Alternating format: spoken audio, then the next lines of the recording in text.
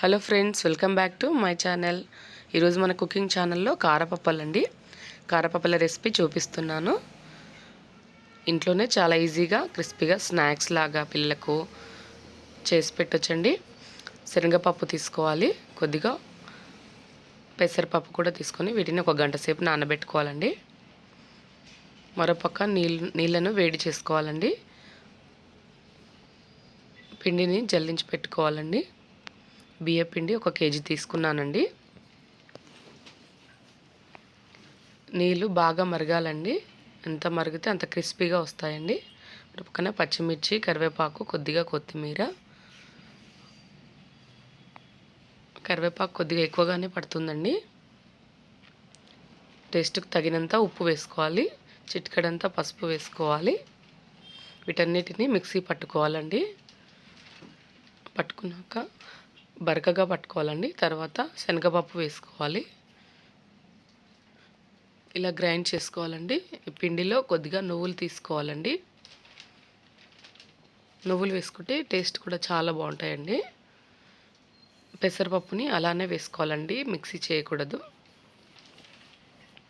వీటిని పిండిలోకి తీసుకొని కలుపుకోవాలండి.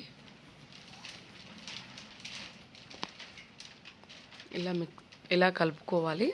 మనం మిక్సీ చేసుకున్న పేస్ట్ని కూడా కలుపుకోవాలండి. ఇదే టైంలో ఉప్పు కారం చూసుకోవాలండి. కలుపుకున్నాక దీనికి తగినంత కారం వేసుకోవాలండి. మన ఇష్టం అండి. మొత్తం పచ్చిమిర్చితోనైనా చేసుకోవచ్చు. ఇప్పుడు కాగబెట్టుకున్న నీళ్ళు వేసుకొని పిండిని మిక్స్ చేసుకోవాలండి.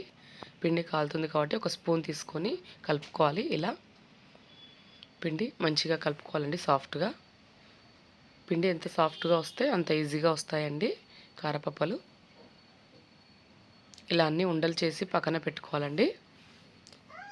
తడి ఆరిపోకుండా వీటిపైన తడి క్లాత్ పెట్టి కవర్ చేసుకోవాలండి.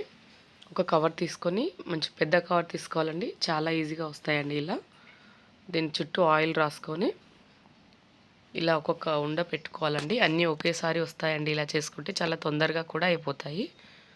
కారపప్పలు చేయడానికి 1 2 ఉంటే చాలండి. ఇలా ఒకరు స్ప్రెడ్ చేస్తుంటే మరొకరు కాల్చుకోవచ్చు, తొందరగా అయిపోతాయి. ఇలా మీ దగ్గర ఒక మందపాటి గిన్నె ఉంటే దాంతో ఇలా ఒకసారి ఇలా స్ప్రెడ్ చేసి చాలండి. ఇలా డిప్ చేసి తొందరగా అయిపోతాయి. ఇలా వెయిట్ చేసుకున్న వాటిని ఇలా ఆయిల్లో వేసుకోవాలి. బాగా హీట్ అయిన ఆయిల్లో వేసుకోవాలి. ఇలా పైకి తేలుతున్నాయి చూడండి. పిండి కూడా బాగా కలిసిపోయినట్టండి. ఇలా వస్తే ఇలా రౌండ్గా చాలా బాగా వస్తాయండి కారపప్పలు.